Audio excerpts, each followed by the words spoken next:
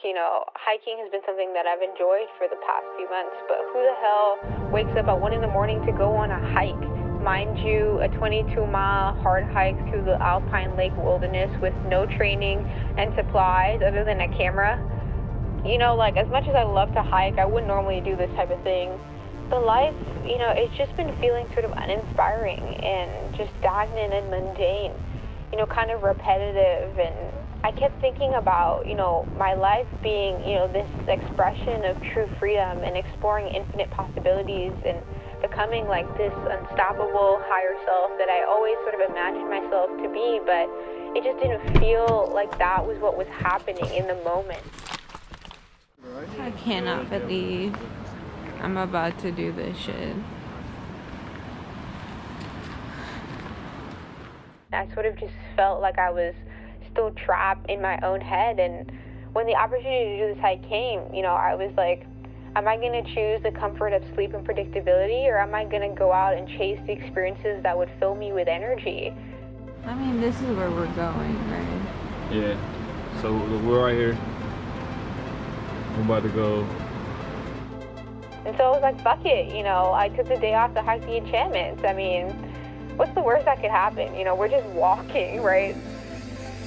I had spent my whole life, ever since we were kids, trying to envision my highest self, and have been working, I feel like, my butt off to try and figure out how to be her. But, I always wondered, when I became her, would I have the awareness to even recognize her light, be able to sit in her presence, be aware that I was her, and just be myself? Could I, live in the moment and surrender to the moment? These ideas that I've been thinking about, but when was it going to just be practice? When was I just going to be my life of just being in the infinite present instead of worrying so much about what the future had in store for me, and wanted to be able to accept the entirety of the journey and be grateful for it as it unfolded.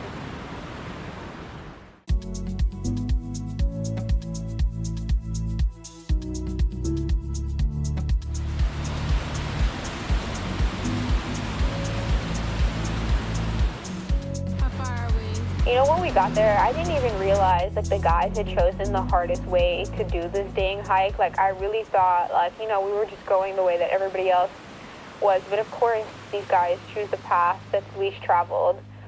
When the treasure of existing from creation till now, you have to have a discipline to even be able to inherit the knowledge of the universe, because the knowledge where man inherit without the teaching of another person, divine knowledge, is stored in every man's DNA, because the information of creation is written in our DNA. The way of the world is not the way of nature. The way of nature is the way that is right. The way of man is the way of miscalculations and confusion.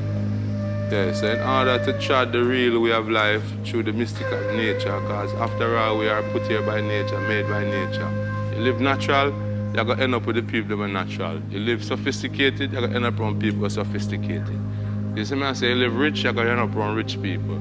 So you try to have a proper mindset of the original man. Because basically that me really gravitate to, having the original mindset of man without the influence of a man giving you knowledge.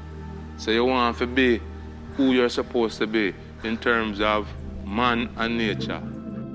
It's crazy sometimes, when you feel just so drawn to the environment. Nature has been such a great teacher for me, and I didn't even realize it, I think, for the longest of time, I realized what it meant to be focused on being rather than trying to be someone. I knew what it meant to be supported by the earth and feeling connected to the environment. That feeling of being a part of something greater, already perfect thing. Could I let myself live fully, experiencing all the dimensions of my experience, from the sounds, the smells, the energy, the breath, and observe how it all flowed in synchronicity? It's interesting to me, we never question nature's beauty, despite the fact that it's always changing, always dynamic, and yet always balanced. It always seems to know just where everything belongs, and yet we somehow have seemed to forgotten, our place in it all. And I think, like, for me, hiking has really been me just trying to figure out where is my place in all of this, you know, in all of this beauty that I get to witness.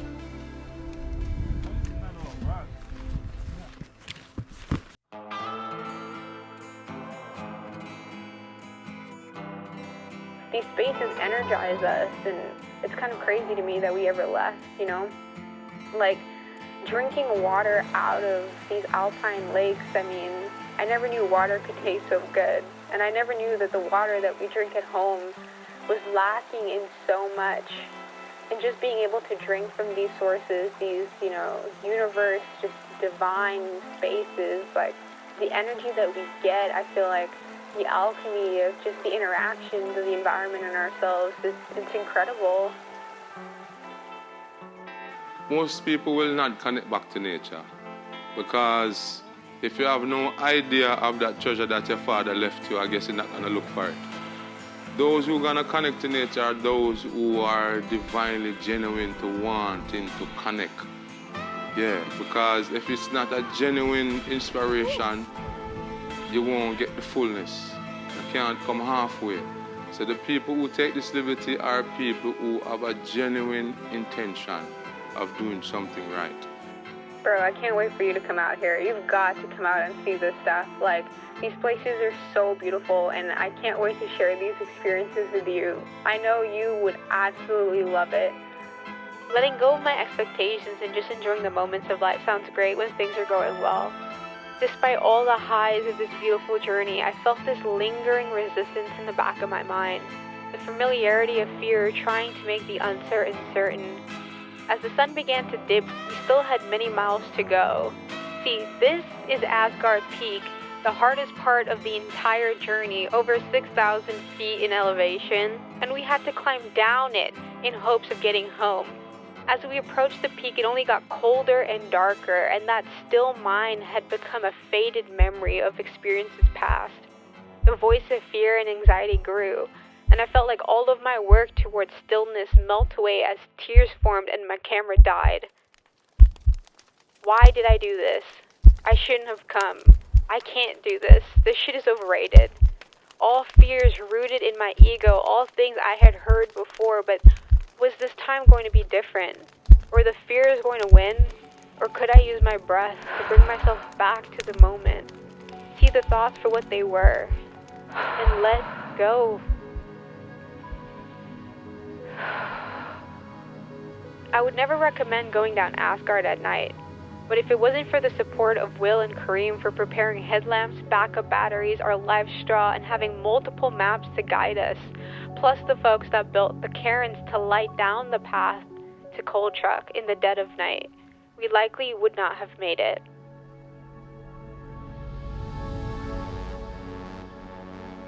I never in my life imagined I would walk 22 miles in over 24 hours, but I did it. I didn't lose my job, the world didn't burn to the ground, and I didn't die. In the dead of night, my ego was certain we weren't going to make it, but I knew deep down I could, even if my mind was telling me to quit. I could have hated the guys, but what good would that have done? I walked straight past my limiting beliefs and broke down the walls that I had built that were stopping me from being during the good and the bad. As long as I had my breath, I knew that I really was okay, and I could keep going. So no matter where you are in life's journey, just remember that you are way more powerful than you could ever imagine. And with support, we can truly do anything. Most of the time, we focus only on the good moments of our lives, forgetting that dark times also give us space to grow and blossom. We get this incredible opportunity to be the observers of life, stewards of nature, but our individuality, as much as it's a gift, can become a cage when we forget our true nature. Your breath always brings me home, back to the moment, back to now. So no matter what arises, don't forget to breathe. Just breathe.